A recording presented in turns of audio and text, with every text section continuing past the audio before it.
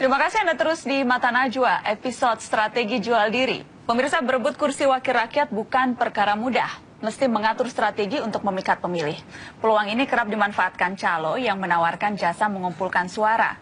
Telah hadir di studio calon politisi baru dari Partai Amanat Nasional Yayu Basuki dan anggota DPR dari Partai Gerindra yang hendak bertarung lagi di 2014, Desmond Mahesa. Selamat malam Bang Desmond. Selamat malam. Selamat malam Mbak Yayu. Selamat malam. Terima kasih sudah hadir di Mata Najwa. Sebelum saya gali masing-masing strateginya apa untuk jualan diri, saya mau tanya yang langsung konkret soal calo nih Mbak Yayu. Anda politisi baru, terkaget-kaget tidak didekati calo atau memang sudah tahu ini praktek yang biasa?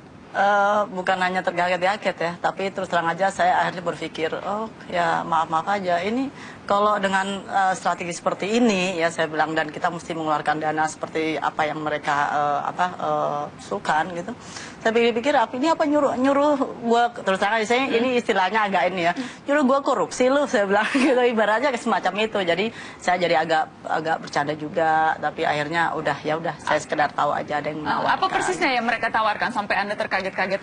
Ya macam-macam, intinya itu tadi bikin anggaran gitu ya, RAB-nya bikin anggaran, nanti proposalnya masuk kayak ada beberapa gitu, nanti ada satu anggaran yang di wilayah satu mintanya katakanlah sekian, wilayah itu mintanya sekian kayak berapa tuh sekian-sekiannya? Ada yang minta 3,9, ada yang minta 2, sekian kan gitu. 3,9 M miliar? Iya.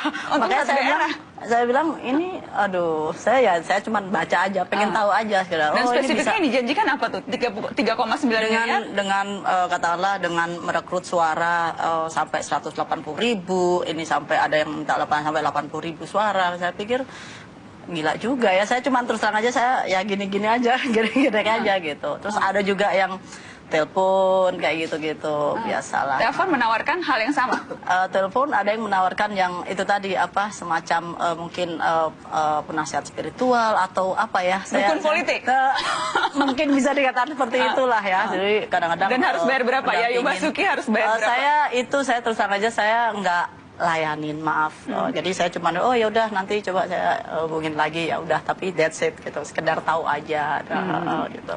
Ternyata memang macam-macam, saya pikir oh begini ya kalau mau terjun ke politik. Saya pikir. Kapan tawaran itu mulai datang Mbak Yayu, ketika pertama kali tersebar bahwa Yayu Basuki akan jadi calon DPR? Kalau yang benar-benar real mulai dihubungin ya, yang agresif benar memang setelah DCT gitu. Jadi waktu DCT sih masih mungkin 1-2 lah, tapi setelah DCT memang lebih santer lagi biasa. Ini calon klien nih, potensial klien nih, miliar-miliaran bisa digeruk. Iya, ya gitu deh Mbak.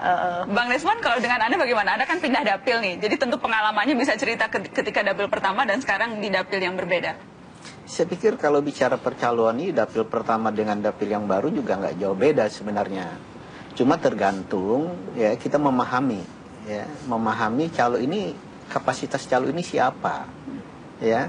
Kalau dia warga biasa ya, ini apa sebenarnya, mungkin nggak ya dia menjanjikan 1.000 orang ya, mungkin nggak, logis saya nggak mungkin ya. Kenapa? Karena saya punya daftar pemilih di TPS mana, namanya siapa, saya punya. Dia menawarkan sesuatu, saya tanya di TPS berapa, namanya siapa. Jadi Anda konkretkan, Anda verifikasi dengan data yang Anda punya sendiri. Semua caleg sebenarnya punya. Pak Yayu punya ini kan, siapa yang di TPS Mbak Yayu punya, saya punya. Pasti ada. Jadi kalau ada orang yang mengandalkan calo, ditipu calo, berarti caleg ini memang, ya maaf, saya harus bilang apa? Bilang apa gitu. Ini. Tapi banyak loh yang paling tidak merasa harus memiliki semacam jaring pengaman dengan menanamkan uang pada calo-calo. Makanya saya bilang, kapasitas orang ini siapa? Kalau itu kepala desa, kita lihat juga kapasitas kepala desa. Dia bisa mewakili banyak orang atau tidak? Kita kan harus melihat ini secara utuh. Jadi membedakan calo yang beneran dan calo yang palsu bagaimana Bang? Iya, ini kapasitas orang. Kepala desa itu beneran biasanya? Bisa beneran. Ya. Di desa tertentu, misalnya di Irian, tokoh-tokoh adat itu sangat berpengaruh.